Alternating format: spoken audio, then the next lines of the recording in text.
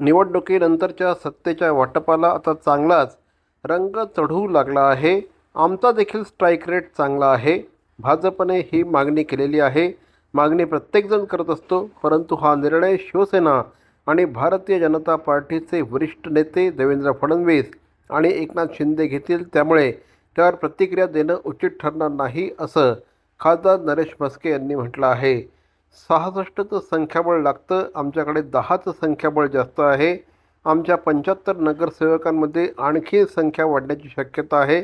थोड्याच वेळात ते दिसून येईल. परंतु भारतीय जनता पार्टीला काय द्यायला पाहिजे, महापौर द्यायला पाहिजे की स्थायी समिती द्यायला पाहिजे की आणखी काही, हा निर्णय पूर्णपणे श्री एकनाथ शिंदे आणि फडणवीस घेतील, असं श्री नरेश म्हस्के यांनी म्हटलं आहे. प्रत्येक नेत्याला वाटतं की आमचा महापौर त्या पक्षाचा की आमचा पक्षाचा असावा, त्या पद्धतीने भाजपच्या नेत्यांना वाटत असेल तर त्याच्यामध्ये चूक काय?